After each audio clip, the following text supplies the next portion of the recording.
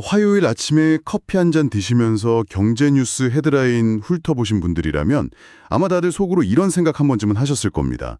아, 이제 비트코인의 시대는 끝났고 완전히 새로운 왕이 등극했구나 하고요. 네, 저도 아침에 뉴스창 열어보고 깜짝 놀랐거든요. 그렇죠.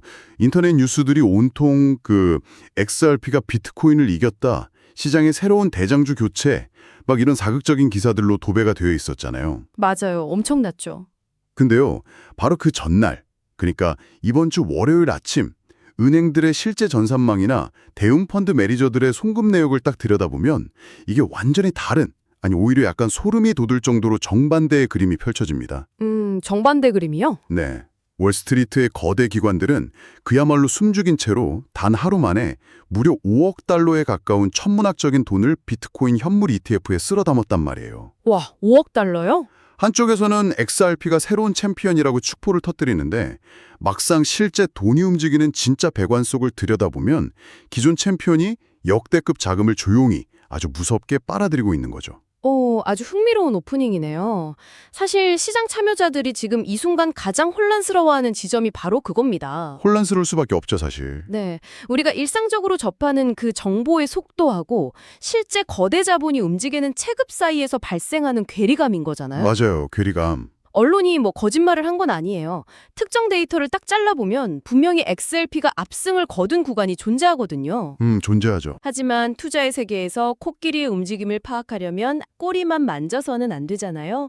시장의 전체 지형도를 아주 세밀하게 뜯어봐야 하는 그런 시점입니다. 좋아요. 그럼 코끼리의 첫 번째 흔적부터 제대로 한번 짚어보죠. 언론들이 XRP가 이겼다라고 일제히 보도하게 만든 그 근원지, 지난주 주간 자금 흐름 데이터부터 해볼까요? 도대체 어떤 숫자가 나왔길래 시장이 이렇게 들썩인 건가요? 그 진원지가 바로 2026년 4월 7일 화요일에 발표된 코인시어스의 주간 자금 흐름 보고서입니다. 아, 코인시어스 리포트요? 네, 기관 투자자들이 지난 일주일 동안 어디에 돈을 넣고 또 어디서 돈을 뺐는지 보여주는 가장 공신력 있는 성적표 같은 거죠. 네네. 이 보고서의 최상단 요약본을 보면요. 지난주 디지털 자산 투자 상품 전체로 유입된 글로벌 자금 총 규모가 2억 2,400만 달러였습니다. 2억 2,400만 달러요? 적지 않은 돈이네요. 그렇죠. 근데 여기서 정말 흥미로운 점은 이 전체 파이에서 압도적인 1위를 차지한 자산이 다름 아닌 XRP였다는 겁니다. 비트코인이 아니고요? 네, 무려 1억 1,960만 달러가 XRP 관련 투자 상품으로 그냥 쏟아져 들어왔습니다. 잠깐만요. 전체 시장에 들어온 돈이 2억 2,400만 달러인데 XRP 혼자 1억 1,960만 달러를 가져갔다고요? 네, 맞아요. 절반 이상이죠. 와, 이건 시장 전체 파이의 절반 이상을 단일 자산이 그냥 블랙홀처럼 다 빨아들였다는 뜻이잖아요. 그럼 만년 1위인 비트코인 성적은 어땠나요? 비트코인은 1억 730만 달러 유입에 그쳤습니다. 아, 1억 730만 달러? 물론 1억 달러를 넘는 유입도 절대 적은 금액은 아니거든요. 하지만 항상 기관 자금의 90% 이상을 독식하면서 그 시장의 중력 자체를 지배하던 게 비트코인이잖아요. 그렇죠. 거의 동무대였죠. 그런 비트코인이 주간 데이터이긴 하지만 XRP에게 1위 자리를, 그것도 꽤 큰 격차로 내줬다는 건 대단히 상징적인 사건입니다. 게다가 다른 주요 자산들이랑 비교해보면 이 쏠림 현상이 더 명확해져요. 예를 들면 어떤 자산들이요? 솔라나 같은 경우는 3,490만 달러 유입을 기록하면서 나름 선방을 했어요. 근데 이더리움은 정반대로 무려 5,280만 달러라는 대규모 자금 유출을 겪었습니다. 와, 이더리움은 돈이 빠져나갔다고요? 5천만 달러 이상이나? 네, 이더리움 기관 펀드에서는 돈이 무서운 속도로 빠져나가고 있는 반면에 XRP로는 엄청난 자금이 밀려들고 있는 명확한 대비가 나타난 거죠. 극과 극이네요, 진짜. 맞아요. 그래서 주간 단위라는 프레임으로만 딱 보면 XRP가 명실상부한 시장의 완벽한 승자였다는 사실은 부정할 수 없는 팩트입니다. 네. 그 숫자들만 보면 뉴스 헤드라인이 왜 그렇게 나왔는지 충분히 납득이 갑니다. XRP가 압승한 건 맞네요. 그렇죠. 근데요, 제가 정말 이해가 안 가는 건 바로 이 다음이에요. 어떤 부분이죠? 아니, 기관 자금이라는 건 한 번 방향을 틀면 엄청난 관성을 가지잖아요. 한 번 돈이 들어가기 시작하면 계속 그쪽으로 쏠리는 거예요. 네, 트렌드가 생기죠. 지난주 승자가 XRP라면, 그리고 기관들이 이제 대세는 XRP다 이렇게 결정을 내렸다면 말이죠. 네. 이번 주 초반에도 당연히 그 모멘텀이 이어졌어야 앞뒤가 맞잖아요. 시장에 XRP로 완전히 넘어갔어야죠. 근데 왜 이번 주 초 데이터는 정반대를 가리키고 있는 건가요? 바로 그 지점에서 우리가 단순한 기사 해석을 넘어서 데이터의 이면을 꿰뚫어 봐야 하는 진짜 이유가 등장합니다. 데이터 이면이요? 네. 시장이 A 아니면 B라는 식으로 단순하게 굴러가지 않는다는 아주 완벽한 증거가 4월 6일 월요일 단 하루의 자금 흐름에 숨어 있어요. 월요일이요? 대체 무슨 일이 있었던 건가요? 주말 내내 XRP의 승리를 축하하던 시장이 월요일 장이 딱 열리자마자 목격한 게 뭔지 아시나요? 글쎄요. 비트코인 쪽으로 돈이 몰렸나요? 네, 미국 현물 비트코인 ETF로 쏟아져 들어오는 거대한 자금의 쓰나미였습니다. 쓰나미요? 규모가 어느 정도였길래? 단 하루 만에요. 무려 4억 7,130만 달러에서 4억 7,140만 달러 규모의 순유입이 발생했어요. 네. 단 하루 만에요? 네, 이건 지난 2월 말 이후에 가장 강력한 하루 단위 유입량 중 하나입니다. 아니, 잠깐만요. 일주일 내내 글로벌 시장 전체에 들어온 돈이 2억 2천만 달러 수준이었잖아요. 네, 주간 총합이 그랬죠. 근데 월요일 하루, 그것도 비트코인 현물 ETF라는 단일 창구를 통해서만 4억 7천만 달러가 넘는 돈이 들어왔다? 와, 스케일이 완전히 다르네요. 차원이 다르죠. 이건 뭐 개미 투자자들이 쌈짓돈 모아서 만들 수 있는 규모가 절대 아니잖아요. 구체적으로 어떤 파이프라인을 통해서 이 돈이 들어온 건가요? 전형적인 고래들, 그러니까 월스트리트 대형 기관들의 자본이 움직인 겁니다. 이 폭발적인 흐름을 주도한 건 상위 3대 자산운용사의 상품들이었어요. 3대 운용사면 세계 최대 운용사인 블랙록의 IBIT에만 단 하루에 1억 8,190만 달러가 꽂혔고요. 블랙록 혼자서 거의 2억 달러네요. 네. 그리고 전통금융의 강장인 피델리티의 FBTC로 1억 4,730만 달러가 들어갔습니다. 여기에 아크인베스트의 ALKB 상품으로도 1억 1,880만 달러가 순유입됐죠. 와, 진짜 쌍끌이 여성 같네요. 맞아요. 이 세 개의 거대한 펀드가 말 그대로 그물망을 던져서 시장의 대규모 유동성을 비트코인으로 싹 다 빨아들인 겁니다. 이렇게 양쪽의 데이터를 나란히 놓고 보니까 상황이 정말 기묘합니다. 겉보기엔 완벽한 모순이잖아요. 그렇게 보이죠. 한쪽에서는 일주일 단위로 XRP가 1위를 차지했다고 하고 또 다른 한쪽에서는 단 하루 만에 비트코인이 그 주간 전체 유입량의 2배가 넘는 자금을 막 집어삼키고 있고요. 네. 이걸 대체 어떻게 해석해야 할까요? 단순히 지난주에는 XRP가 이겼고 이번 주 월요일에는 비트코인이 이겼다. 이렇게 퉁치고 넘어가기에는 자금의 성격이나 구조가 뭔가 근본적으로 바뀌고 있다는 느낌이 강하게 들거든요. 아주 훌륭한 접근입니다. 사실 이번 데이터를 분석할 때 사람들이 가장 많이 빠지는 함정이 바로 그거예요. 함정이요? 네. 코인 대 코인의 대결 구도에만 매몰된다는 점입니다. XRP냐 비트코인이냐 이것만 본다는 거군요. 맞아요. XRP 대 비트코인, 누가 더 매력적인가? 이 질문에만 갇혀 있으면 지금 시장에서 일어나고 있는 진짜 거대한 지각 변동을 놓치게 됩니다.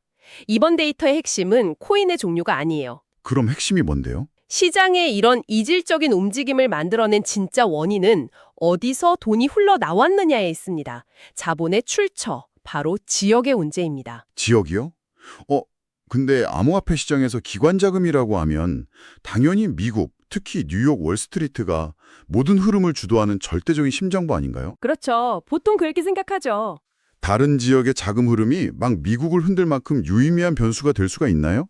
우리가 무의식적으로 가지고 있던 바로 그 전제, 미국 중심주의라는 고정관념이 이번 데이터를 기점으로 강하게 금이 가고 있습니다. 오, 그래요? 다시 아까 그 코인시어스 주간 보고서의 국가별 유입량 데이터를 세밀하게 들여다볼 필요가 있어요. 여기서 진짜 충격적인 숫자가 나오거든요. 어떤 숫자길래요? 놀랍게도 지난주 가장 많은 자금이 유입된 국가는 미국이 아니라 스위스였습니다. 스위스요? 잠깐만요. 스위스 단일 국가에서요? 네, 스위스 단일 국가에서만 무려 1억 5,750만 달러가 유입됐습니다. 반면에 글로벌 금융의 패권국이라 불리는 미국의 유입량은 고작 2,750만 달러에 불과했어요. 네. 제가 지금 잘못 들은 거 아니죠? 스위스가 1억 5천만 원대인데 미국이 겨우 2천만 원대라고요? 네, 정확합니다. 이건 뭐 엎치락 뒤치락하는 수준의 오차 범위가 아니잖아요. 스위스가 미국보다 거의 5배나 많은 기관 자금을 시장에 밀어넣었다는 건데 맞아요. 솔직히 이건 상식적으로 이해가 잘 안 간단 말이에요. 유럽의 기관 펀드들이 미국보다 훨씬 더 공격적으로 포지션을 잡고 있다는 뜻인가요? 네, 단순히 공격적인 걸 넘어서요. 이걸 더 큰 흐름과 연결해 보면 기관 자금이 단순히 한 방향으로만 흐르는 게 아니라 지역별로 적극적으로 분산되기 시작했다는 걸 시사합니다. 분산이요? 네, 과거에는 자금이 자산을 중심으로 이동했다면 이제는 지역의 인프라와 규제 환경을 중심으로 분산되어 움직이고 있다는 거죠. 스위스가 미국 중심이라는 고정관념을 깨버린 겁니다. 와, 진짜 유럽 자금이 엄청 활발해졌네요. 스위스는 전통적인 금융 강국이기도 하지만 암호화폐 ETP, 즉 상장지수 상품 운영과 관련해서 대단히 정교하고 안정적인 시스템을 갖추고 있거든요. 이제 유럽계 자본이 미국 눈치만 보는 게 아니라 독자적이고 거대한 물줄기를 형성하고 있는 겁니다. 아, 그렇게 들으니까 상황이 좀 그려지네요. 그렇다면 여기서 자연스럽게 요즘 쏟아지는 언론 기사들의 해석에 의문을 제기하지 않을 수가 없는데요. 어떤 기사들 말씀이시죠? 많은 경제 매체들이 이 현상을 두고 아주 심플한 결론을 내리더라고요. 유럽은 규제가 명확하기 때문에 유럽 자금이 안전한 환경을 찾아 XRP로 몰려들었다. 그래서 XRP가 상승한 거다. 이런 식으로요. 아, 네. 그런 분석이 꽤 많죠. 근데 저는 이런 해석을 볼 때마다 뭔가 인과관계를 너무 쉽게 이어붙인다는 그런 약간의 불편함이 듭니다. 뭐랄까, 비가 오는데 우산을 쓴 사람을 보고 저 사람이 우산을 펴서 비가 내린다고 착각하는 거랑 비슷한 거 아닌가요? 오, 적절한 비유네요. 스위스에서 돈이 들어왔다는 그 숫자 팩트하고 규제 환경 때문이라는 해석은 엄연히 분리해서 봐야 하지 않나요? 네, 그 부분에 대해서는 저도 전적으로 동의합니다. 언론의 그런 단정적인 분석은 시장을 너무 1차원적으로 보는 대단히 위험한 접근, 즉 함정입니다. 함정이군요. 물론 유럽과 미국의 규제 환경에 차이가 있는 건 분명한 사실이에요. 유럽은 미카 법안 같은 걸 통해서 비교적 빨리 가이드라인을 구축했죠. 네, 미카요? 반면 지금 미국의 상황을 볼까요? 미국은 규제가 아예 없다기보다는 이해관계가 너무 복잡하게 얽혀서 병목 현상에 걸려 있는 상태입니다. 대표적인 게 미국의 시장구조 법안, 즉 클레디티 액트의 지연 상황이죠. 아, 클래리티 액트. 그 법안 최근에 하원 통과했다는 기사까지는 본 것 같은데 상원에서 꽉 막혀서 한 발짝도 못 나가고 있다면서요. 네, 정확합니다. 정확히 어떤 부분 때문에 월스트리트의 발목이 그렇게 잡혀 있는 건가요? 여러 쟁점이 있지만 기관 투자자들 입장에서 가장 치명적인 걸림돌은 바로 스테이블 코인 보상, 즉 일드에 관한 규제 문제입니다. 일도요? 그 이자 수익 말하는 건가요? 네, 맞습니다. 이게 왜 중요하냐면 거대 펀드들은 수십억, 수백억 달러의 현금을 그냥 금고에 눌리지 않아요. 투자를 대기하는 자금이라도 스테이블 코인 형태로 보유하면서 거기서 발생하는 이자 수익을 지속적으로 챙겨야 하거든요. 아, 자금이 쉬지 않고 돈을 벌게 해야 하니까요. 그렇죠. 근데 현재 미국 상원에서는 이 스테이블 코인의 이자를 누가 어떤 조건으로 수취하는 게 합법인지, 이 권리를 어디까지 인정할 것인지를 두고 정치적 입장에 아주 팽팽하게 맞서고 있습니다. 잠깐. 그 부분 아주 재밌네요. 쉽게 말해서 제가 은행에 돈을 수백억 맡겼는데 은행이 이자는 우리가 먹을지 네가 먹을지 아직 법적으로 안 정해졌어 라고 하는 상황인 거네요. 네, 완벽한 비유입니다. 딱 그 상황이에요. 만약 제가 수백억을 굴리는 펀드 매니저라면 그런 법적 리스크를 안고 미국 내에서 암호화폐 포지션을 무리하게 늘리지는 않을 것 같습니다. 차라리 룰이 명확하게 정해질 때까지 자금 집행을 보류하거나 아예 룰이 있는 다른 국가 채널을 찾겠죠. 바로 그겁니다. 미국의 2,750만 달러라는 그 저주한 유입량은 미국 기관들이 암호화폐에 관심이 없어서가 아니에요. 네. 이런 얽히고 설킨 규제의 실타래가 풀릴 때까지 엄청난 규모의 자본이 대기 상태로 멈춰 있다는 뜻으로 해석해야 합니다. 그러니까 단순히 유럽 규제가 좋아서 XRP가 올랐다고 단정하는 건 미국 내부의 복잡한 펀더멘털을 완전히 무시한 게으른 분석일 수밖에 없는 거죠. 규제 불확실성이 존재하는 건 맞지만 이것만으로 XRP의 급부상을 100% 설명할 수는 없다고 선을 그어야 합니다. 그렇다면 말이죠. 규제 환경의 차이가 100% 원인이 아니라면 여기서부터가 진짜 흥미로운 부분인데요. 도대체 무엇이 기관 자금을 유입시켜서 XRP를 주간 1위로 끌어올린 진짜 강력한 동력이었을까요? 그게 핵심 질문이죠. 저는 이 지점에서 단순히 법이나 규제 같은 소프트웨어를 넘어서 시장에 물리적으로 어떤 인프라가 깔렸는지를 주목해야 한다고 보거든요. 아무리 사고 싶은 자산이 있어도 그걸 안전하고 편하게 담을 바구니가 없으면 기관들은 절대 돈을 안 움직이니까요. 맞습니다. 제 생각엔 작년 말, 즉 2025년 하반기에 연달아 터졌던 아주 중요한 이벤트가 이 모든 자금 흐름의 진짜 배관 역할을 했다고 보는데 어떻게 생각하시나요? 인프라의 관점으로 접근하는 게 훨씬 더 진실에 가깝습니다.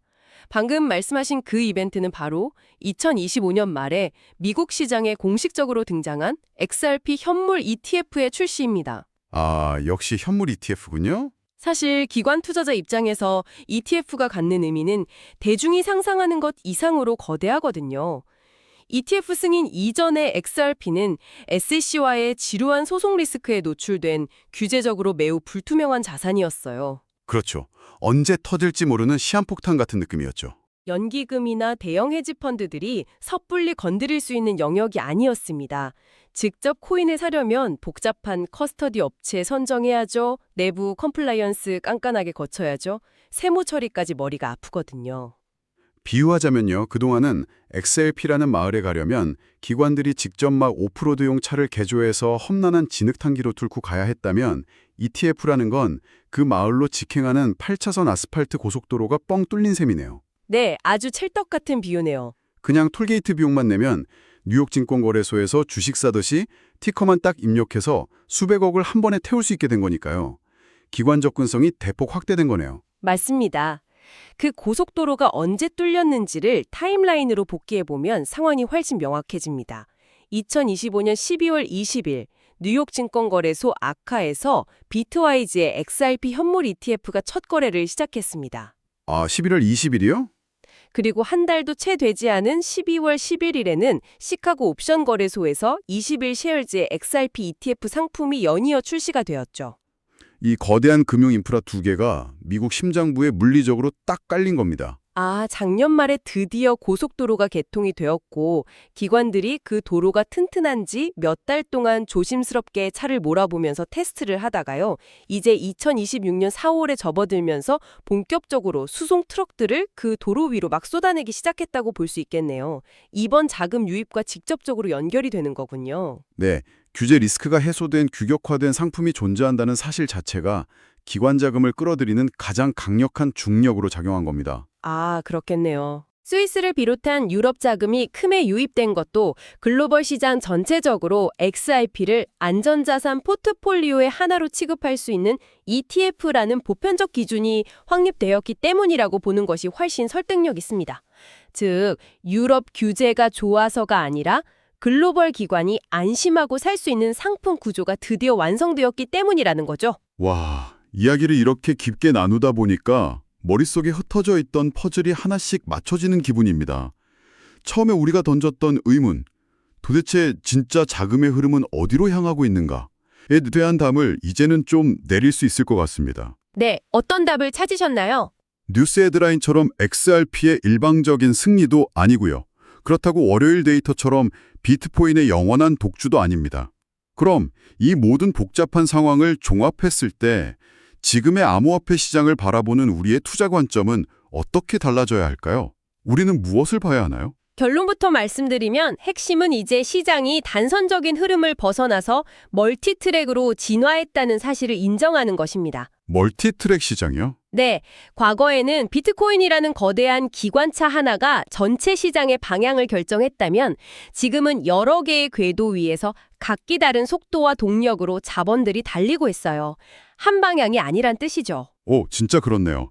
지난주에는 XRP가 주도하고 이번 주 초에는 비트코인이 주도하고. 맞아요. 그래서 투자자들은 이 복잡한 궤도들을 입체적으로 볼 수 있는 종합적인 시야를 가져야만 합니다. 한 가지 데이터에만 매몰되면 이번처럼 시장의 엇박자에 속기 십상이거든요. 그럼 그런 종합적인 시야를 가지려면 구체적으로 어떤 계기판들을 동시에 들여다봐야 할까요? 실질적인 조언이 필요할 것 같은데요. 크게 4가지 지표를 융합해서 보셔야 합니다. 4가지요. 첫 번째는요. 첫째, 코인시어스가 매주 발표하는 글로벌 주간 자금 흐름의 거시적 추이입니다. 큰 흐름을 읽는 거죠. 주간 글로벌 흐름. 둘째는 이 주간 흐름을 단 하루 만에 뒤집어 버릴 수 있는 파괴력을 가진 미국 현물 ETF의 일간 유입 변동성입니다.